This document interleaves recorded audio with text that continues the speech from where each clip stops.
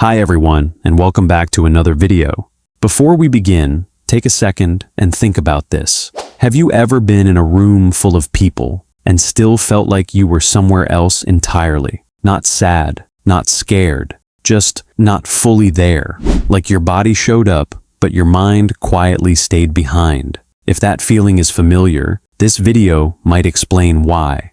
There is a moment that many people experience, often in social situations, where they are physically present, listening, responding, even smiling at the right times, yet internally feeling a quiet sense of distance that is difficult to explain to anyone else. It is not discomfort in a dramatic sense, and it is not necessarily anxiety, but rather a subtle awareness that being around people, even people you like, requires a kind of energy that does not come as naturally as it seems to for others. Some introverts are deeply reflective and analytical, constantly processing thoughts and ideas, while others are emotionally sensitive, highly aware of social dynamics, or quietly creative in ways that are not always visible in group settings. So instead of thinking of introversion as a single personality type, it becomes more accurate to see it as a spectrum of internal experiences,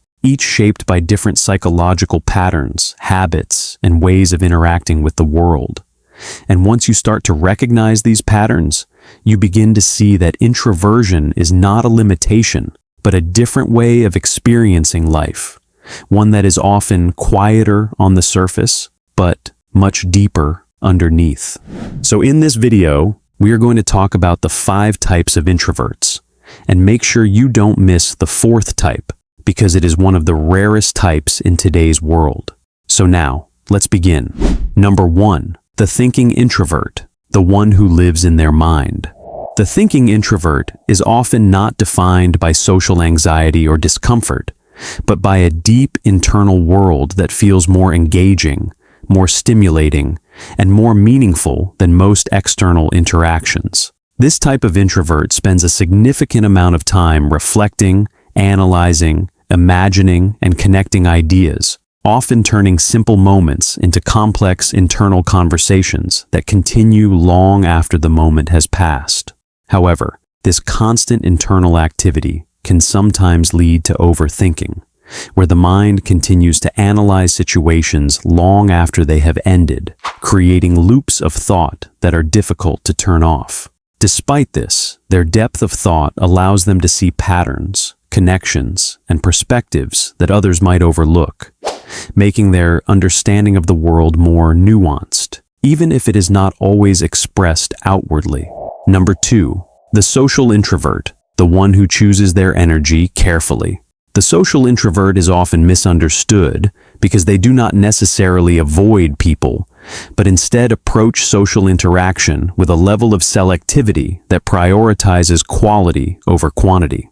They enjoy spending time with others, but only in environments that feel comfortable, meaningful, and aligned with their energy, which often means smaller groups, familiar people, or settings that do not require constant stimulation. As a result, they often limit their social interactions intentionally, choosing when, where, and with whom they spend their time, not out of avoidance, but out of an awareness of their own limits. Their strength lies in their ability to form meaningful connections without needing constant interaction, allowing relationships to develop through depth rather than repetition.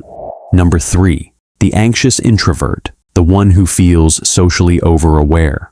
The anxious introvert experiences social interaction through a heightened awareness of how they are perceived, which creates a layer of self-consciousness that influences how they think, speak, and behave around others. In conversations, they may monitor their words carefully, thinking about how they sound, how they are being interpreted, and whether they are coming across the way they intend, which can make even simple interactions feel mentally exhausting. Because of this, social situations can feel less like natural exchanges and more like environments that require careful navigation, where attention is divided between the conversation itself and the internal process of self-monitoring. However, this same awareness can also make them highly empathetic, as they are often sensitive to how others might feel, which allows them to respond with consideration and care. Number 4, the restrained introvert, the one who moves slowly and observes first. The restrained introvert approaches the world with a natural sense of pause, preferring to observe, understand, and process before fully engaging, which often makes them appear reserved or distant at first. They do not rush into conversations, decisions, or social situations, instead taking time to assess the environment, the people, and the dynamics before deciding how to respond or participate. This makes them reliable and consistent, as their actions are usually considered rather than impulsive, but it can also make them appear slower to engage compared to others who respond more quickly. Their strength lies in their ability to observe before acting, allowing them to make decisions that are informed rather than reactive, even if that process is not always visible to others. Number 5, the sensitive introvert, the one who feels everything deeply. This type of introvert experiences the world not just through thought, but through emotion, where interactions, environments, and even subtle changes in energy can have a noticeable impact on how they feel. They are often highly attuned to the emotional states of others, picking up on tone, body language, and unspoken tension in ways that allow them to understand what is happening beneath the surface. Because of this sensitivity, they may become overwhelmed in environments that are loud, chaotic, or emotionally intense, not because they cannot handle them, but because they absorb more than others might in the same situation. This type of introvert often seeks environments that feel calm, meaningful, and emotionally safe, where they can engage without feeling overstimulated or drained. And while their sensitivity can sometimes feel like a burden, it is also what allows them to experience life with a depth of feeling that others may not always recognize or fully understand.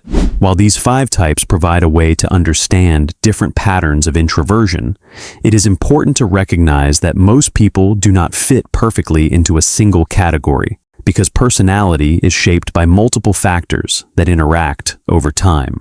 For example, you might relate to the thinking introvert when you are alone, the social introvert when choosing your interactions, and the anxious introvert in unfamiliar environments, all at the same time.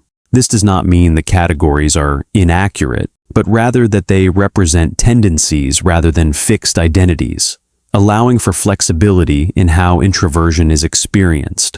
Understanding these patterns is less about labeling yourself and more about recognizing how your mind and energy respond to different situations, which creates awareness rather than limitation. Introversion is often simplified into the idea of being quiet or reserved, but in reality, it reflects a complex internal process that shapes how someone thinks, feels, and interacts with the world around them. Each type of introvert represents a different way of navigating that internal experience, whether through deep thinking, selective social engagement, heightened awareness, or careful observation. And while these patterns may look similar from the outside, the internal experience behind them can be very different, which is why understanding them requires looking beyond behavior and into the psychology that drives it. Because once you begin to understand your own patterns, you are no longer trying to fit into a general definition of introversion, but instead recognizing the specific way your mind works and how it interacts with the world. And that awareness does not change who you are, but it allows you to move through life with a clearer understanding of your energy, your preferences, and the quiet strengths that often go unnoticed in a world that tends to value noise over depth. If you enjoyed this video, make sure to tell us which type of introvert you are in the comments section.